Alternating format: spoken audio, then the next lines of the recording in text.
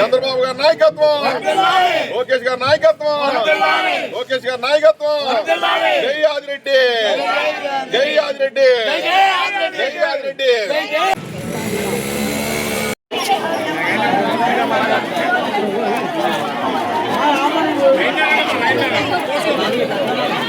అన్నా ఓకే అదే గసరకండి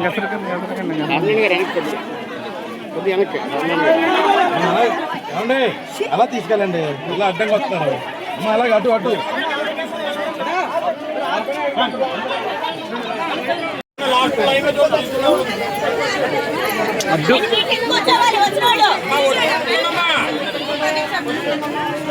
చూడండి సార్, 20 గారు చూడండి, ఇది లాస్ట్.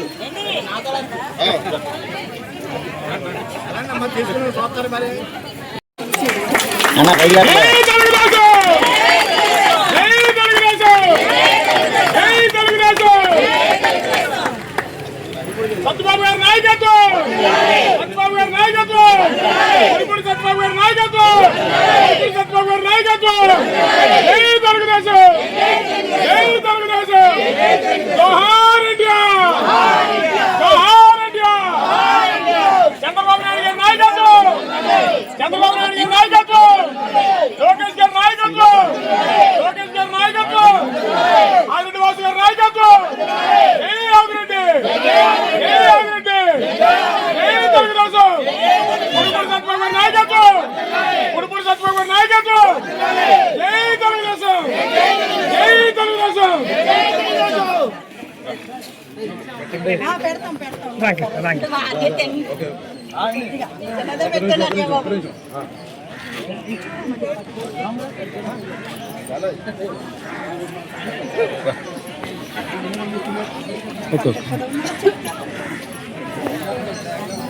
అమ్మా అమ్మా మీరు చెన్నవాళ్ళు పక్కన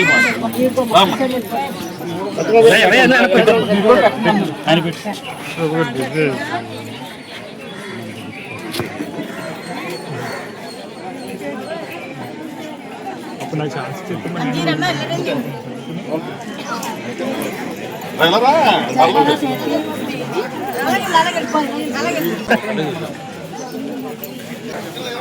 అన్నా ఆగండి.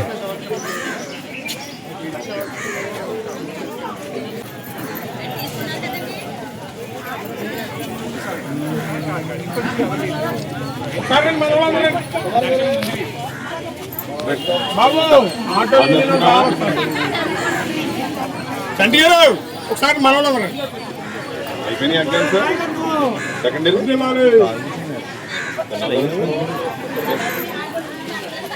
రండి.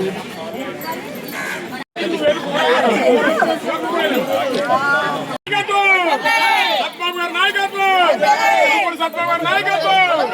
జై తెలుగుదేశం, జై తెలుగుదేశం, జై తెలుగుదేశం. జోహార్ ఇండియా, జోహార్ ఇండియా, జోహార్ ఇండియా. మేము చాలా గౌరవపడుతున్నాం. ముఖ్యంగా 2024 అధికారంలోకి వచ్చిన తర్వాత చాలామంది చూసాం. సుమారు 12-13 లక్షల కోట్ల అప్పుతో ఉన్నా సరే సంక్షేమం, అభివృద్ధి రెండు కళ్ళతో పార్టీ ముందుకు వెళ్తుంది. అలాగే ఎంతమంది పిల్లలు ఉంటే అంతమంది పిల్లలకు కూడా చదువుకునే అవకాశం కల్పించాలని ఇంట్లో 2 3 4 సరే అందరికి కూడా తల్లికి వందనం ఇవ్వడం జరుగుతుంది. అలాగే స్కూళ్ళు ప్రత్యేకించి ఎప్పుడూ కూడా మనం ఒక రాష్ట్రం బాగుపడాలన్నా, ఒక దేశం బాగుపడాలన్నా ముఖ్యంగా విద్య, వైద్యం ఈ రెండాట్ల మీద కూడా ప్రత్యేక దృష్టి పెట్టి అన్ని రకాలుగా కూడా ముందుకు వెళ్తున్న ప్రభుత్వం తెలుగుదేశం పార్టీ ప్రభుత్వం. ఒక పక్క అమరావతి పూర్తి చేస్తూ, అలాగే 2027లోపు మన పోలవరం ప్రాజెక్టు కూడా పూర్తి చేసే విధంగా తెలుగుదేశం పార్టీ పనిచేస్తుంది.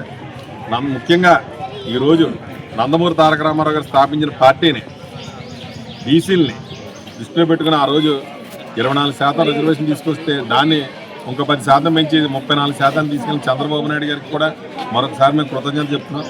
అలాగే ఈ జగన్మోహన్ రెడ్డి కూడా బీసీలను అడ్డు విరిచి ఆ 10% కూడా తగ్గించి బీసీలను రాజకీయంగా ఎదగడానికి కూడా ఇష్టపడిన ప్రభుత్వం ఏదన్నా ఉందంటే అది వైసీపీ ప్రభుత్వాన్ని మేము ఎప్పుడూ కూడా చెప్తున్నాం.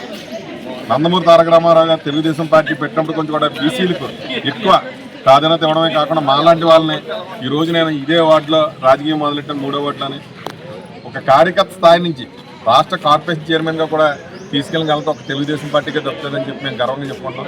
అలాగే ఇక్కడ సిటీ ఎమ్మెల్యే ఆదిరెడ్డి వాసు గారు కూడా ఆయన కూడా ఒక బీసీ బిడ్డ.